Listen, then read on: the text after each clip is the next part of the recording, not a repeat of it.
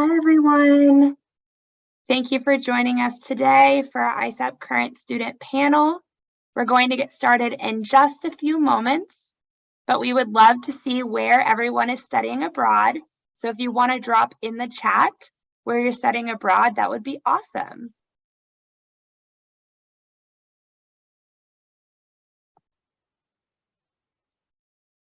We have Chester,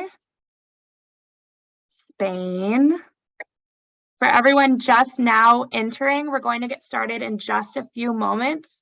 But if you want to drop in the chat where you will be studying abroad, we would love to see. We have Aix-Marseille, Cattolica, Ulster. A few in Japan, Ulster, yeah. Australia, Argentina. Awesome. Thank you, everyone. Vilnius, Sussex. A lot of Germany. That's super exciting. Puerto Rico. Finland, Turkey. Super exciting. Great. Awesome. Korea. Awesome. Thank you, everyone, for sharing. We're going to get started in just a second. If you have any questions during our current student panel today for our amazing panelists that are joining us, we kindly ask that you put any questions in the Q&A box.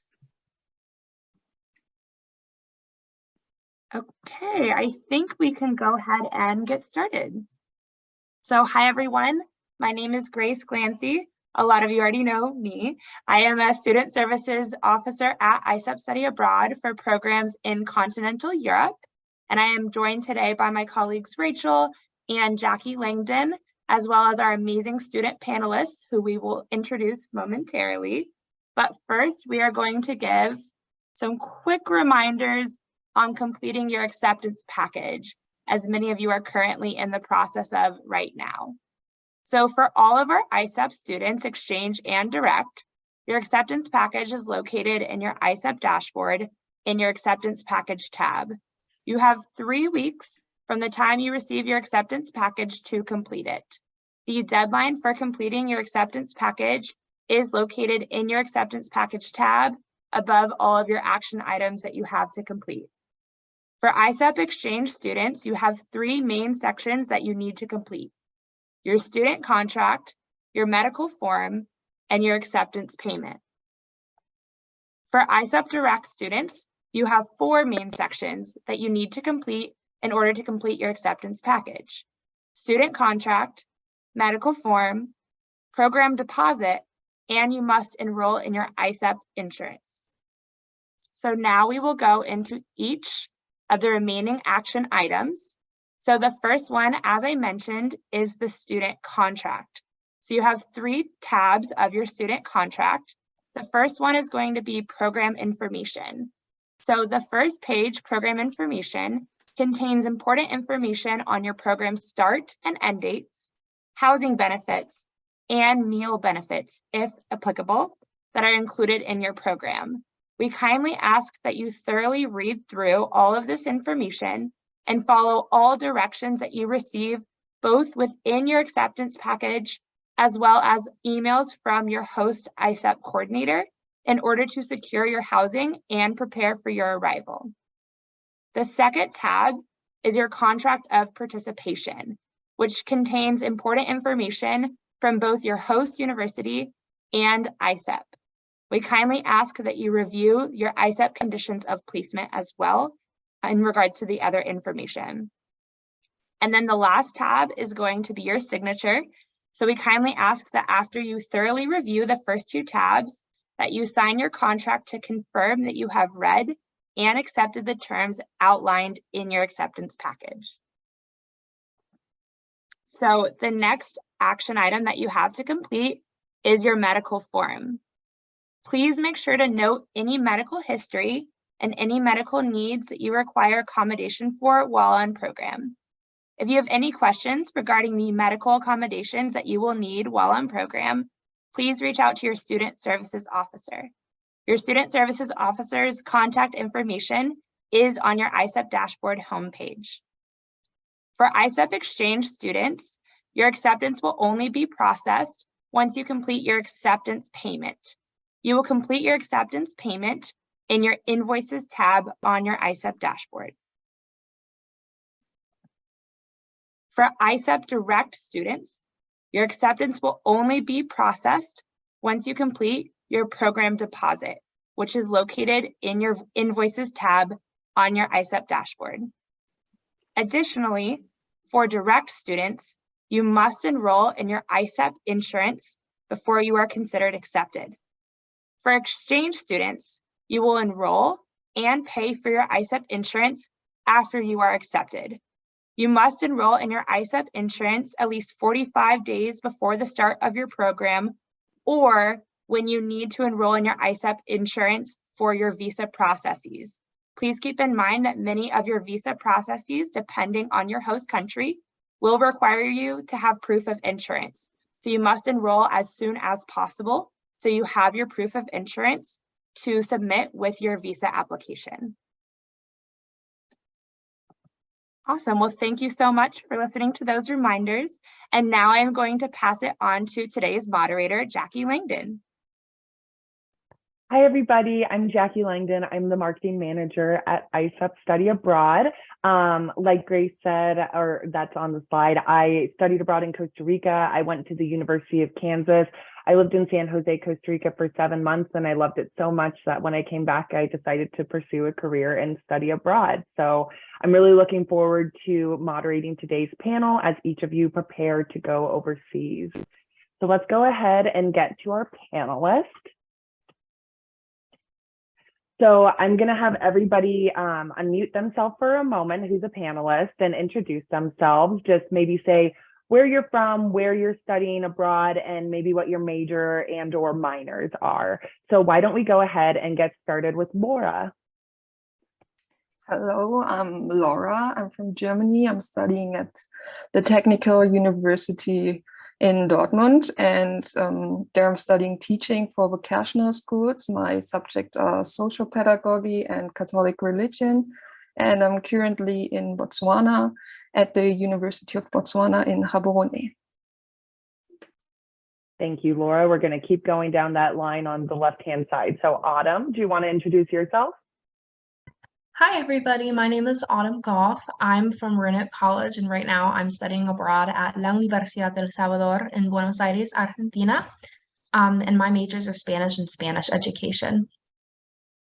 Wonderful. We're hoping that later in the panel that Natalia is able to join us. She's having some connectivity issues, but let's go ahead and pop on over to the right side. And Lily, if you want to go ahead and introduce yourself.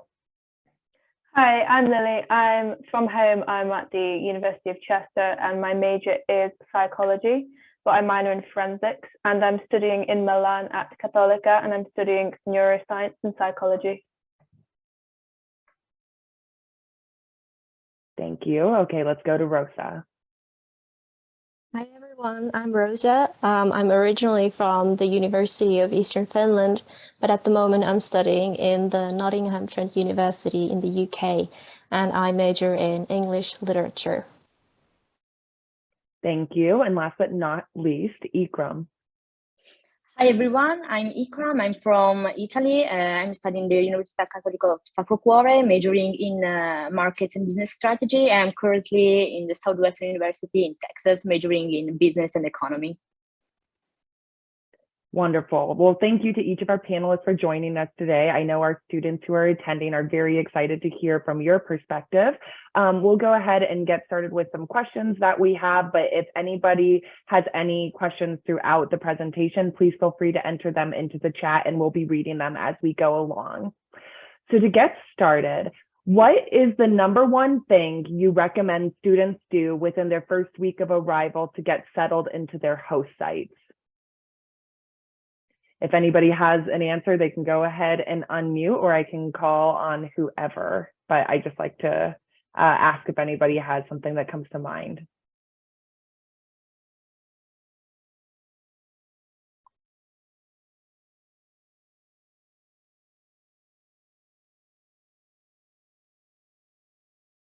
Okay, we're going to go in the order that we introduced in then. So Laura, why don't we go ahead and say what your recommendation is for students getting settled on site? The first thing they should do in their first week, not first thing they should do, but something they should do in their first week. I think the first thing is to settle down in your own room. I brought some pictures from home that it looks familiar with my room back home, that I have something to look to, and yeah, which helps me in tough situations. And in the beginning, I was like too shy to talk to people. I didn't want to be pushy, so yeah, I didn't talk to them, but I would definitely recommend to just go to them, talk to them, because most of the time they don't want to be pushy as well. And yeah, then it can feel lonely. So I would recommend to just talk to people. I mean, they will talk to you as well, but if you go first, it will be easier. Okay, so advice for how to get settled into your host site during that first week. Autumn, what advice do you have? I think one of the biggest things that helped me feel settled in my first week was taking time to get to know my host family and my roommate, because these are the people that I've lived with for the past 4 months. And it's very, I don't know, for me, it was really important to get to know the people that I was going to be living with and to start to create a really good relationship with them. And also, if you have the opportunity, I know here at La Universidad del Salvador, we have like a huge group chat with all of the exchange students. So if you have opportunities to go out and get to know different people, I think that's also a great way to kind of get settled into wherever you're going, because you get to start to get to know the people around you and get to know the place that you're staying in. So Thanks, Autumn. Lily, do you have any advice? Yeah, for me, it was sort of getting out there, because I obviously settle into your accommodation in your room and get to know everyone. If you're living with people, get to know them, because they're the people you're going to be spending the semester with. But for me, because Milan's quite a big city, it helped me settle when I sort of got to know the transport system, where the accommodation was in respect to the campus, and where like the local cafes were. So speaking to people that actually like attend the uni and like finding out where their favorite spots were, I feel like getting to know your environment sort of helped me settle better, because you just sort of, you get to know your environment, you pick up routines, and you can settle in a lot easier once you get an established routine. Awesome. That's really great advice. Okay, Rosa?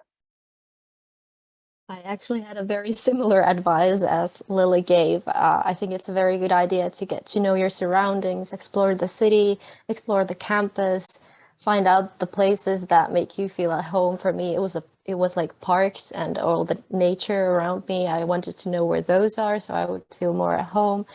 And it's definitely good to attend to university events, because then you get to know people and just have fun. Okay, great. And Ikram? Yes, I also agree with my colleagues. Also, if I can advise something, just like to get an eSIM or a SIM internet plan, because for me it was difficult at first time, because I settled down a plan from Italy, but while I arrive here, it doesn't work very well. So I just ask her for advice to my roommate, and she like helps me to get an eSIM, also because it will be quite difficult to reach out also your family to let them know, okay, I'm arrived, I'm safe. So also I think this is important, like a first thing. And also sit down in your rooms. As you can see, I took some pictures, something from Southwestern to remind me where is my friend, my family. So this will be helpful. All right, thanks to each of you for answering that question. Now we're going to shift a little bit towards academics with study abroad, and maybe we'll go in reverse order this time. So we'll have Ikram go first. But what are your classes like, and how do they compare to the classes at your home university? It's quite different, because in my university, I have a class for 250 people, and there the maximum of classes are from 20. So it was quite like very different, because I could have like my professors literally like 2 steps from me. And this was very different, because in Italy, we don't have this interactive classroom, like talking with the professor directly without just show the projector, the lessons. So it was quite different. Also because we have a lot of assignment and tests to do that I think it's very helpful because this keeps me to study like per week. And we have a very close exam, so I don't have to like study the all plan of classes for 4 months, because every 2 weeks or 3 weeks I have a little exam, and whenever I pass the exam, okay, we can go over from another plan. So I think it's very, very kind, very helpful. All right, thank you. All right, let's go with Rosa. How are your classes different than at your home university? Well, they are quite different. I feel like they usually consist of lectures and seminars and are worth more credits than at home. We have to read literature, and then we also have some preparatory work for every seminar. So yeah, in addition to reading a novel, because I study literature, I also have to do some activities and exercises before the seminars. But I do very much enjoy them because they require you to attend a lot, and you have to take a part in discussions, and it helps me learn definitely more. Thank you for that, Rosa. Lily, how about you? Well, I don't know if it's the same for everywhere else, but in the UK, you pick your degree and then they give you the timetable and the classes that you have to attend. Whereas here, it was a bit like you pick your classes. So they don't even have to be related. I don't know if this is like the same everywhere, but here I'm doing like one in neuroscience, one in social psychology, and then I've got a cooking class.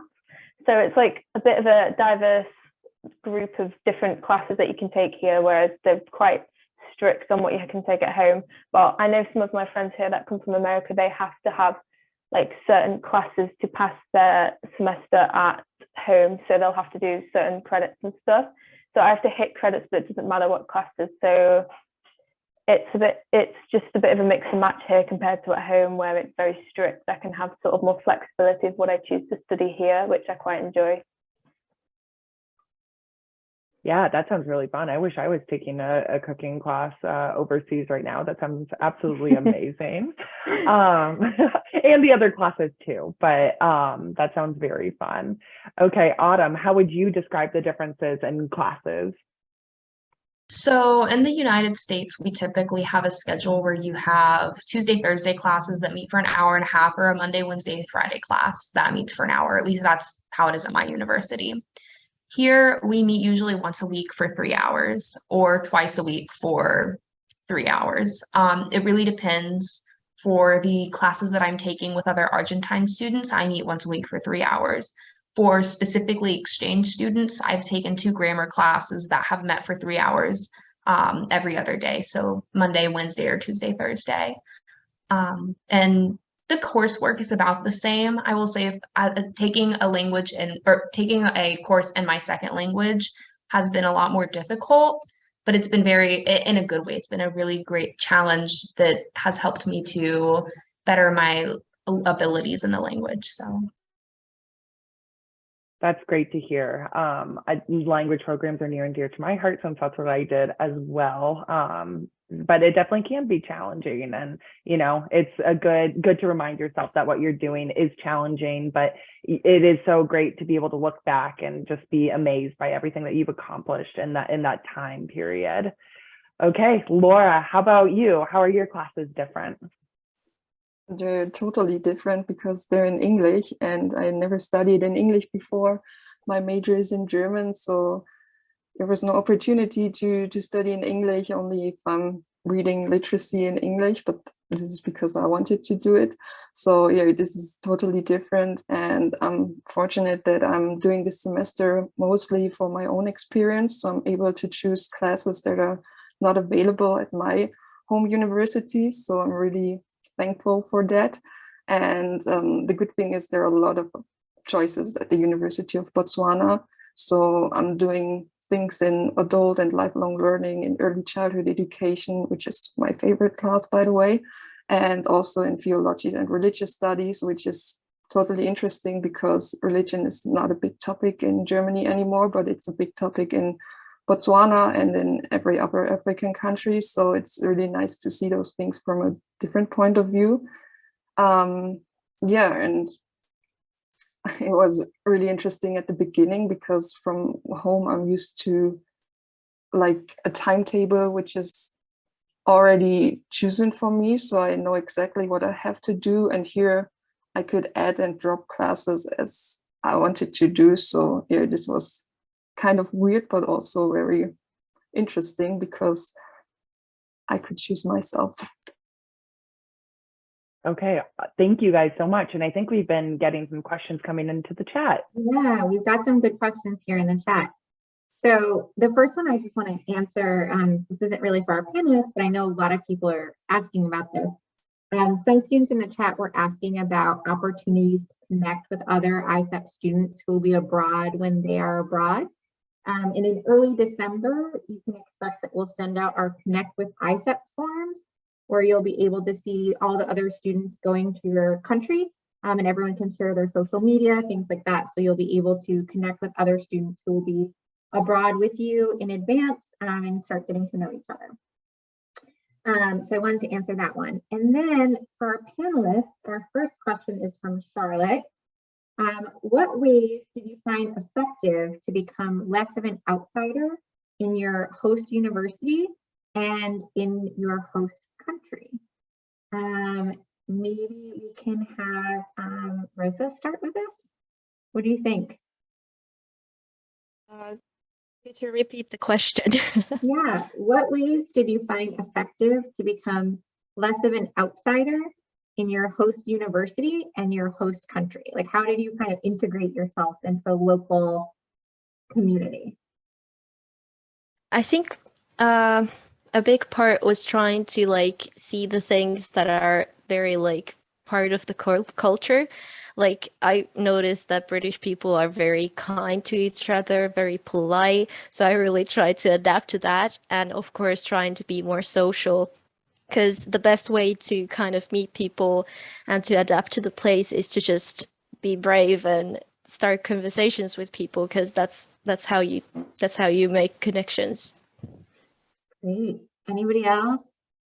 Autumn, Laura, Ika, Lily? Do you have a good bit of advice for how you can feel more like a local? If you like go somewhere, like for me, because Italy obviously different language, if you just learn the basics of communication, I found, so I'm trying actively to learn the language, and I'll speak Italian in as much as I can, and you can tell people around really appreciate that, and it helps you feel more like connected with the culture that you're in. So for me, I find it a lot easier to settle when I actively try and like communicate with everyone in their own language, regardless of like of me speaking English better. I'll always try and go out of my way to talk Italian to the locals, and it pays off, to be fair. Yeah, that's great. Autumn, what about you?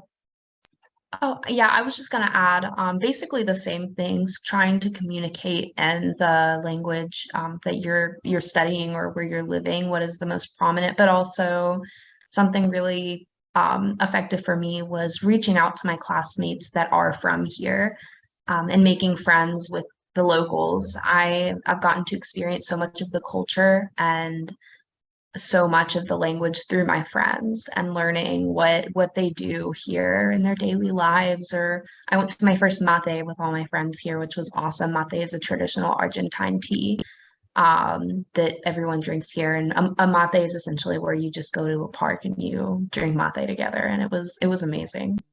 Mm-hmm. Yeah, but you kind of led me perfectly into our next question. So Lainey is asking about your best advice for making friends when you arrive. What's everybody's best advice? I think I'd love for everybody to be able to answer this one. Who wants to start? I can start.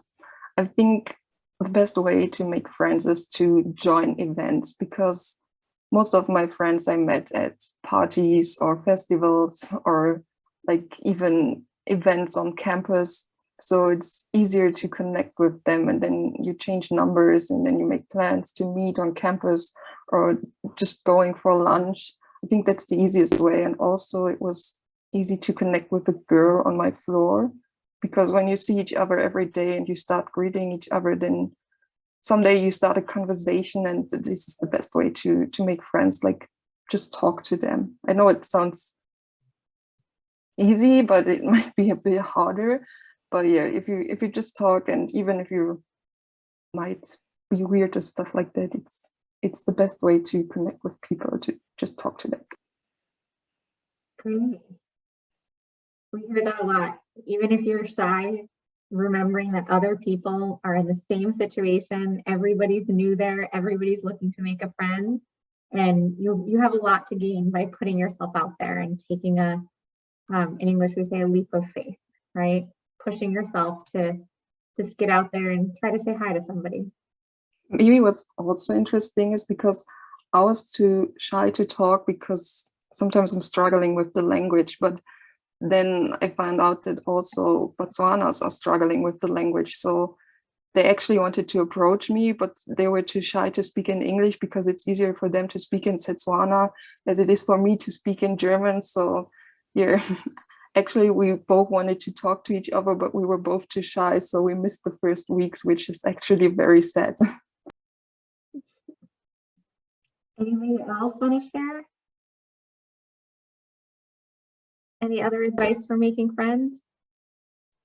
I would just second the pushing yourself out of your comfort zone, because when I first got here, I reached out to another girl that I saw on one of the group chats, and we met up, we had food, we went shopping, and then we did that a couple of times a week. And actually she's a few floors down from me at the apartment that I'm staying, but we see each other like every day. We go to class, and she's actually one of my closest friends now. But it started with that like initial contact, and then we hang out all the time. We go to classes together, we have classes together, and we've just formed like a group of friends, and it's really nice. We hang out all the time.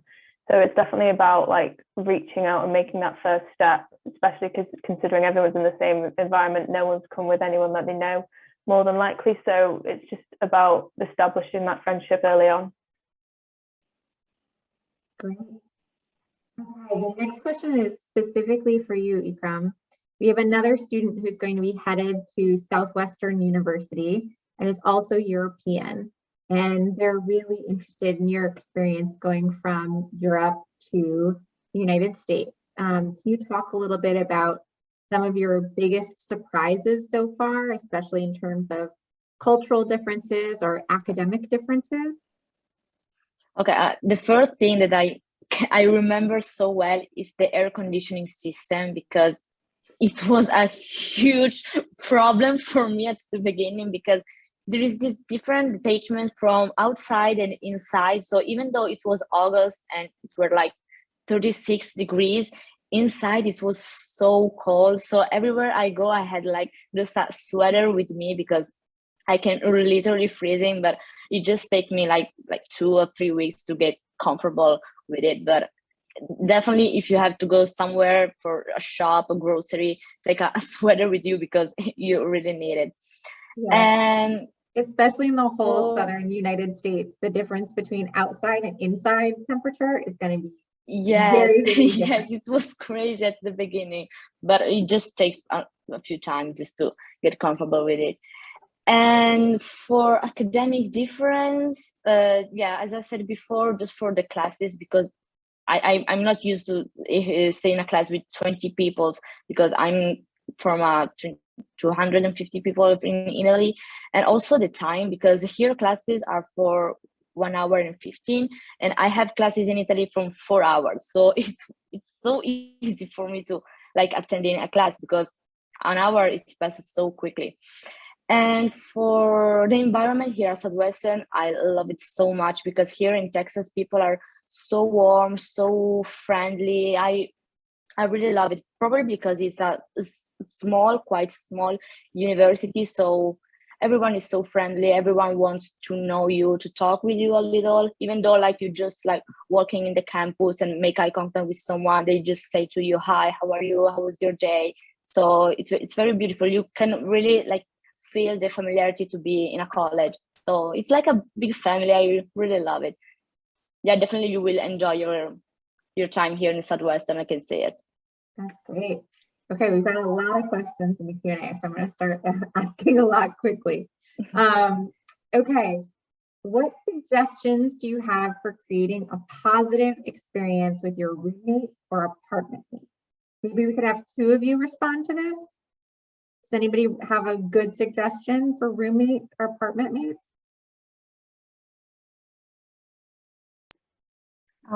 Maybe I can start because I brought a typical German candy as a gift for my roommates to have a welcome start and yeah, to show her something from my culture. And yeah, just talk to them.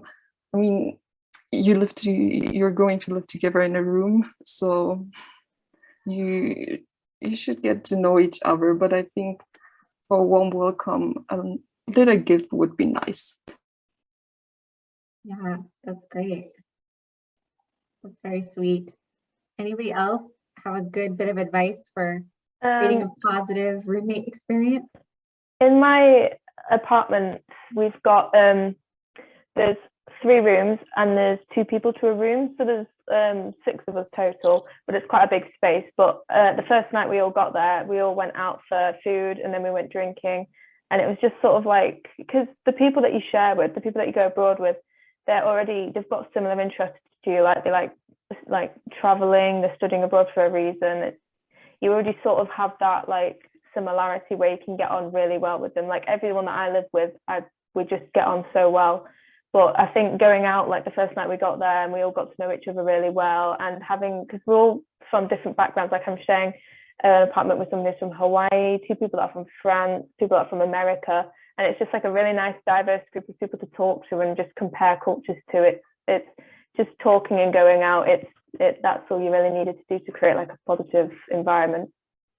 That's awesome. I love that advice that you all have chosen to study in this location for one reason or another. So you already have something in common, and it's just a great opportunity to learn more about each other and go have a meal together. I think that's great advice. Okay, so many questions in here, so I'm going to go a little fast. There's a lot of questions about packing, so I'm going to combine our packing questions into one big packing question. So does anybody have really good advice on what to pack? What are some things you think are really important to bring from home versus what things you might want to try to get while you're there? And also how much to pack? There's a lot of 1 suitcase, 2 suitcases, big suitcase, little suitcase. Does anybody have strong feelings on packing or good packing advice? I do. So obviously Milan's like the fashion central. So I made the mistake of buying clothes before I came here. So I was like, oh, I'm gonna like buy loads of clothes so I can be like fashionable there. And I overpacked like 2 massive suitcases. And then I got here and I bought a lot more clothes because I'm trying to like get in with the Milan fashion. They all wear like blazers, trench coats, and like suit jackets. And I didn't buy any of that, to be honest.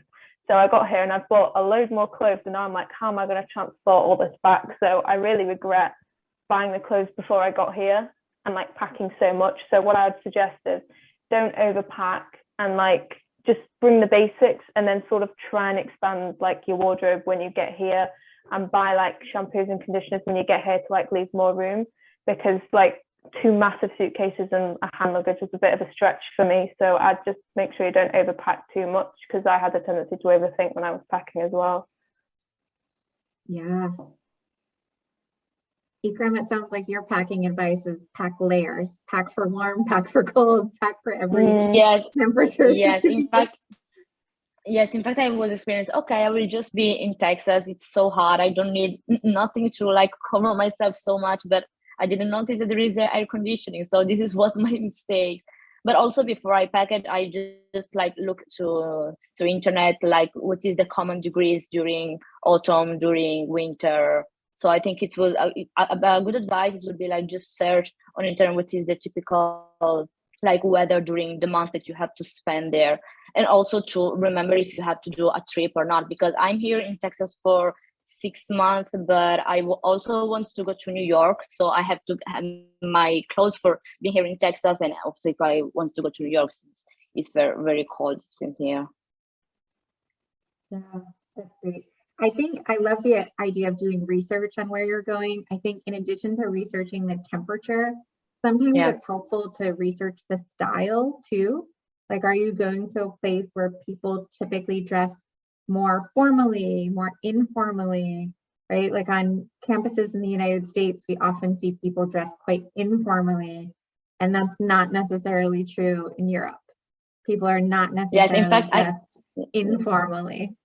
yeah, in fact, I can understand like Lily because you're studying in my university. So I have a typical outfit of a girl in Milan here in Texas. So sometimes it's quite strange, but this is my style. So Yeah. Okay, great. Does anybody else have other packing advice they want to share? Okay, we'll get to the next one. This is another one I think a lot of people have this question. Can you talk a little bit, and I'll open it up to anybody who has good advice about your process of how to budget while studying abroad and how to figure out what your budget would be? Does anybody have any good answers on this?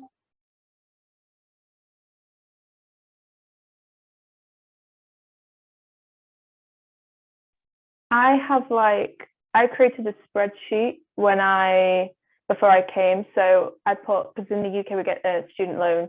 So I put like my student loan in, any like the touring scheme, like which replaced Erasmus. I put that in there and worked out how much I would get, worked out how much I could spend a month on certain things, and like did how much I'd have left over. So I tried to like write it all out for myself, so I knew how much I could spend on food, travel, and then obviously with ISEP I get a free meal a day at the cafeteria, and then I get like a supermarket card, so that helps cover some of those budgeting fees.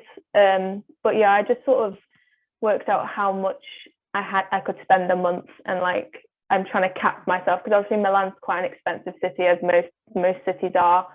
So it was just more about being aware of how much I could possibly be spending a month and just trying to make sure I don't go over my limit for the time that I'm here.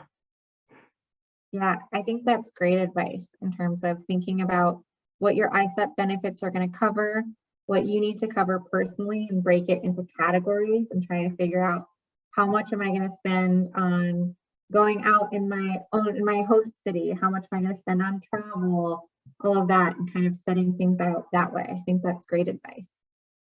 Did anybody do it differently for their budget? Okay. No, but I think it would be also interesting to calculate how much you want to spend for traveling, because we had a midterm break. So I traveled to Cape Town and Namibia, and then afterwards I will do Botswana to see the north of Botswana and also Victoria Falls in Zimbabwe and Zambia. And I think for that you should also calculate. So the money for a living during the month and also for traveling. Mm-hmm. That's great. Okay, next question. What do you do when you feel homesick? Does anybody have any good advice for what to do when you feel homesick?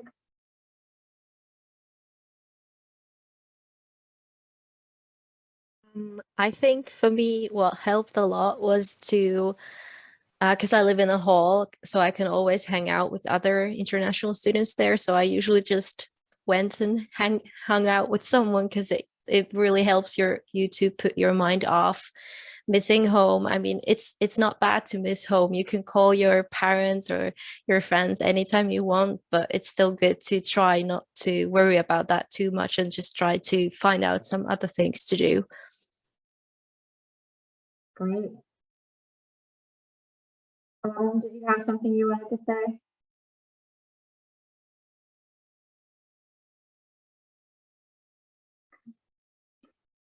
We've got another question for Lily about learning Italian.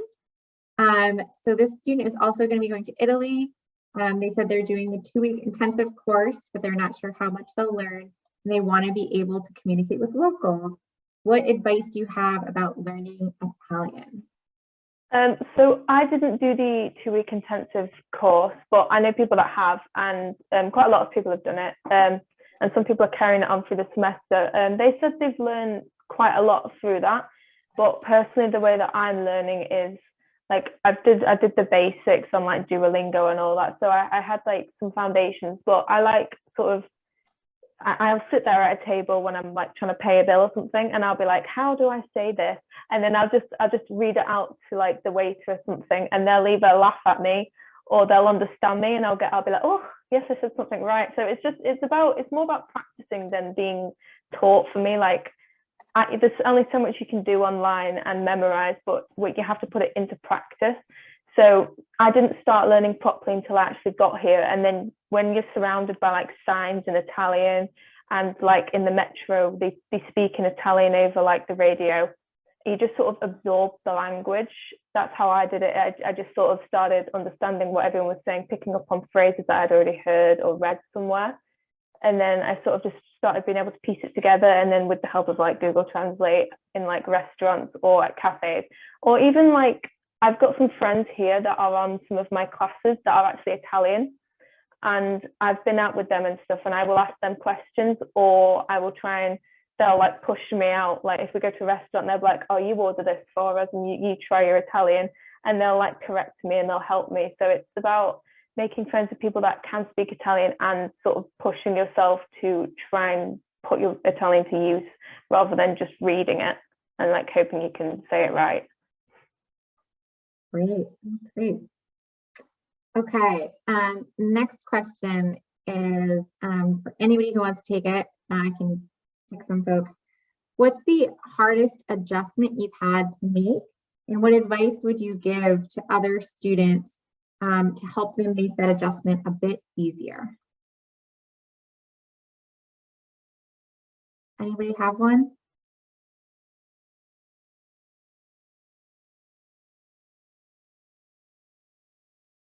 What was the first piece of that, Rachel?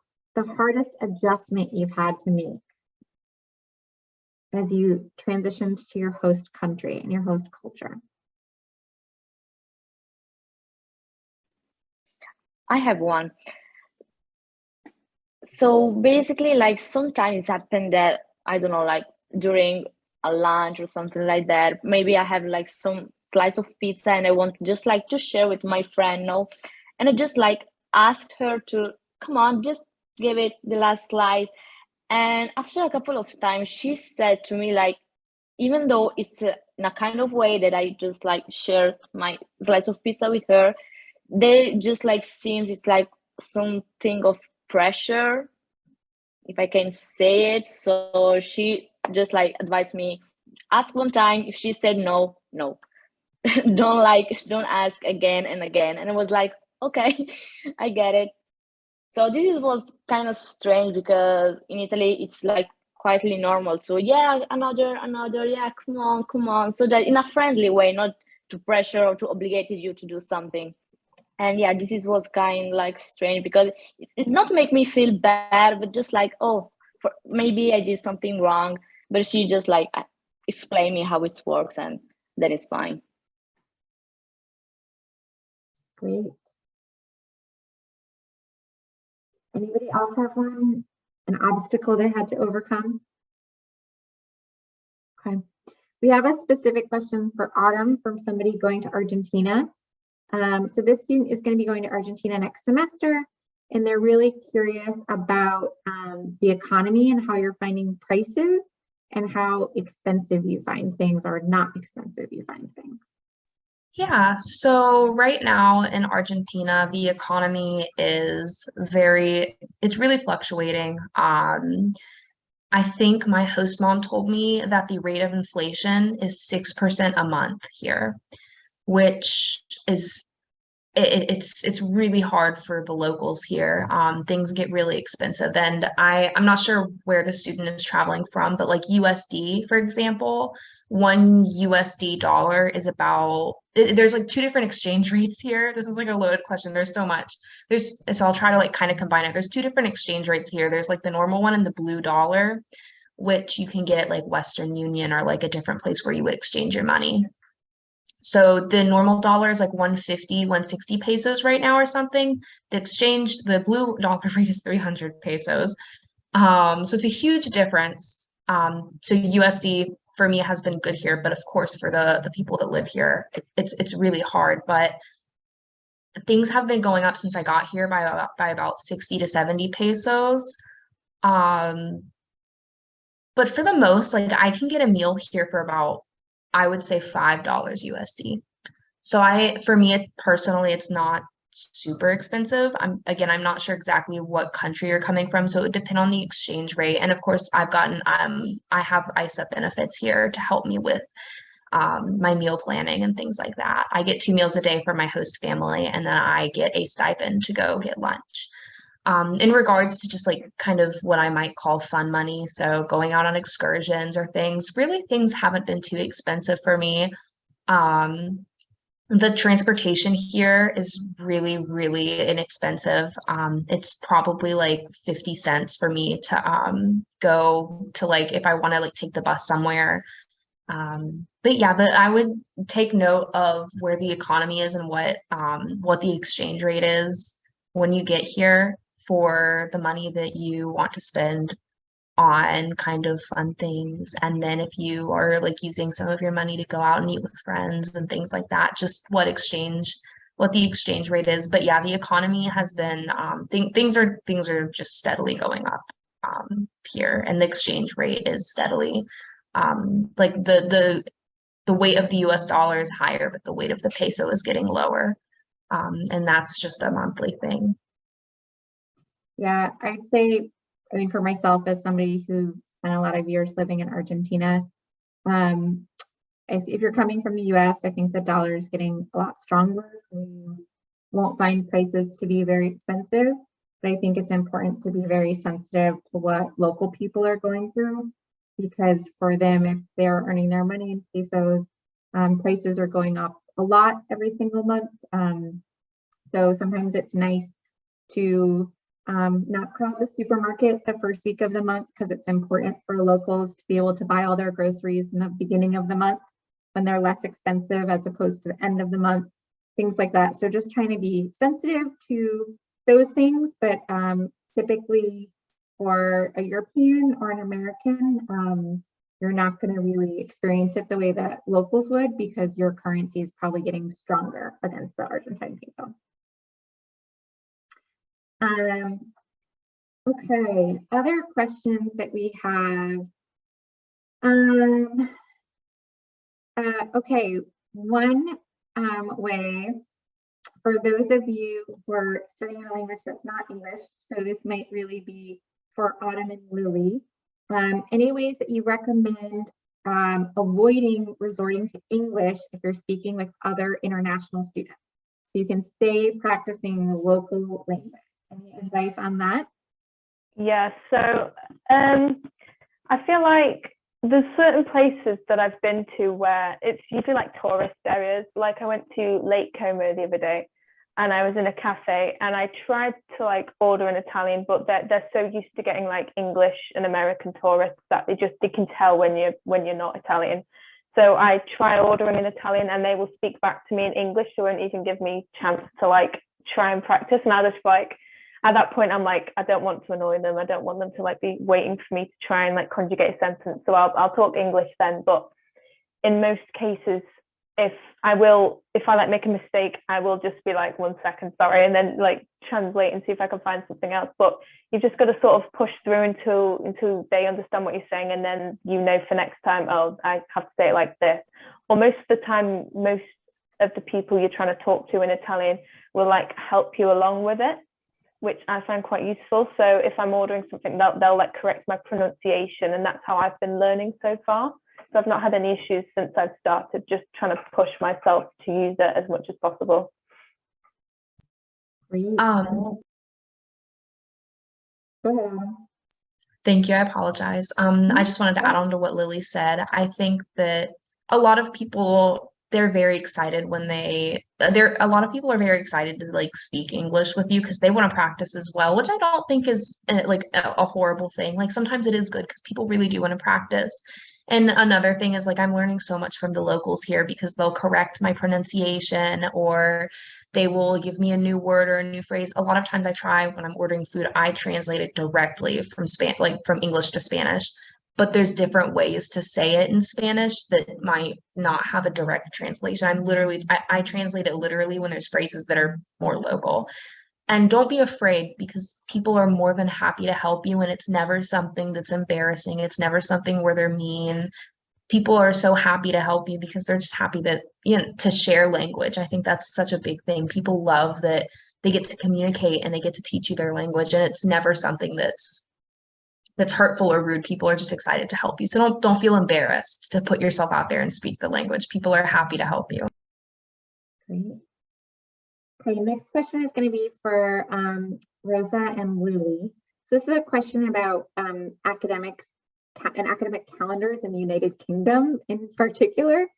So this student is going to be studying in the United Kingdom, and there's a long break between the end of courses and the beginning of final exams at their university in the UK. And they're wondering, do university students typically go home? Do they travel? What usually happens during these breaks in between the end of classes and the start of exams, and how do you handle that? For my course, our actual term finishes it's usually about April, and then we have our exams and like our assessment period in May, at like the end of May. So it'll be the start of April and then the end of May. And for us, our accommodation goes through until July. So we usually stay through that period. But for me, I work when I'm at home. So I'll just work full time through that period. But other people, that they'll stay at university and they'll usually like go out with their friends more, or they'll do more work for something else, or they will find part-time jobs. But I do know we sometimes do like a week at home and then we'll go back to university for a week. It's quite flexible, so people just do whatever they feel like at the time. But yeah, usually I stay at university and I work part-time just to keep myself occupied whilst I'm there, and sometimes the accommodation. For me, I have a Christmas break from the 16th of December to the beginning of January, I think. And the exams are to be taken in January, but I have a permission to go back to Finland and not return to United Kingdom, because I only have essays that I need to write for the assessment part of my courses. So personally, I'm going home and I'm not coming back in January, but the case might be different on your part. Yeah, and we find that's the case with many of our students that are studying in the United Kingdom in particular. Many students work with their professors to get permission to return home around Christmas time and stay home and take their exams from home or write their essays from home. But it really depends on each student. And if you have questions about that, you can ask Nora, who's our Student Services Officer for the United Kingdom, and she can help with that process. Okay. The next question is, I'm going to rephrase it a little bit. It's about how does everybody balance experiencing the culture, which I'll take as like, going out around town, travel, etc., doing fun things. How do you balance your fun life and your school life? And what bit of advice do you have for balancing having fun, but also making sure you get all of your school work done? For Italy, my classes go from Monday to Thursday. So we've got Friday, Saturday, and Sunday off. So usually we'll focus on school for those 4 days, and we'll do all of our assignments, do all of our work in those days. And then if we want to go traveling or something, or do day trips, we'll leave on like Friday morning and come back Sunday evening. So then we've got like a nice balance of both. But it depends when your timetable is, because some people will have like the Wednesday off and they'll be in Monday, Tuesday, Thursday, Friday, and then they'll just go on a day trip on the Wednesday. So it's just about sort of picking your timetable, having your timetable sorted out, and then figuring out when's best to go on trips. Because I know with a lot of the courses that are offered here, everyone's timetable is pretty much the same, because they try and time it so that everyone's in at the same time and out at the same time. So you can usually line up your schedules with everyone else and sort of figure out when the best time to go traveling is and experience the city. Great. Okay, we've got a question for Rosa about Finland. We have a student going to Finland and they're asking for a little bit of information about what it's like to study in Finland. I'm not actually sure what it's like to study in Finland. Well, I think oh geez, that came so suddenly. People in Finland are very friendly, but the thing with Finnish people are that they're often quite shy to speak in English. I mean, Finnish people have good language skills most of the times, but they're just a bit shy. So to get to know Finnish people, I think you really need to just be brave and keep talking to them, even though they might seem a bit a bit shy. You'll get to know people, but you just need to know that they're struggling a bit. There's a question for Lily about the Bikoka village. We have another student who's going to be staying there, and they're wondering if you like the neighborhood, if there's places to grocery shop or eat nearby. Honestly, Bikoka is so nice. I love the area. It's the building that we stay in. It's super modern, and literally a 3-minute walk down the road, you've got a supermarket, which is where the card is. So we literally just go to the supermarket and come back within like 10 minutes. It's a really nice supermarket as well, pretty good prices. And it's a really big student neighborhood because there's another university in Bikoka, which is Bikoka Uni. And like everyone goes out after uni, and there's like loads of bars, cafes, and there's a mall about a 5-minute walk away. It's got a bowling alley, an arcade, a cinema. It's got lots of different restaurants. It's even got like a study space and a library inside. There's so much to do in just that area, because I know everyone's like worried that Bikoka is quite far away from the centre. It's about a 30-minute commute. But Bikoka itself, it's such a safe neighborhood. There's so much to do, and honestly, it's really lively. Like we'll come home from the metro station after like going drinking at like 1 in the morning, and everyone's still about out in bars drinking, because most places are open like really late there. So it's just such a nice nightlife neighborhood. Great, that's great. This next one I think is for Ikram. Can you talk a little bit about do you find it difficult to pass your courses in the United States, especially with the language barrier? Fortunately, not at all, because I already did an exchange during my bachelor's degree, so I didn't find so much differences. But if I can give you an advice for my bachelor degrees, I had some like scare, because of course this was my first experience at all with the English, and I didn't take a bachelor's in English but in Italian. So changing from have classes in Italian and have classes fully erogated in English, it was quite difficult. But I think that after a couple of months, you get so used to talking English, to attended classes in English, so your English, it will be more improved. So I think it will be totally fine.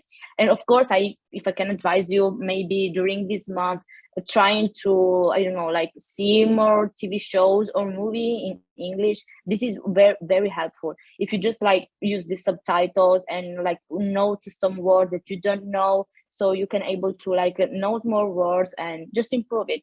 I think it will be totally fine. Don't be scared, because also I can think professor will be a lot of helpful towards you, so it will be fine. Great. All right. Well, I think we're at time. Thank you to our panelists for being so fantastic and answering all of these questions. If you have other questions, I'm going to turn it over to Grace, who will put up the contact information for your student services officers. And you can always ask any questions you have of your student services officers, and I'll turn it over to you, Grace. Awesome. Thank you, Rachel. As Rachel mentioned, all of these beautiful faces here are your student services officers. We are your primary contact at ISEP. Our contact information is on your ISEP dashboard homepage. In addition, you also have the contact information of your host ISEP coordinator at your host university. So if you have any questions, we strongly encourage you to reach out to them, reach out to us, CC us, and let us know if you have any questions.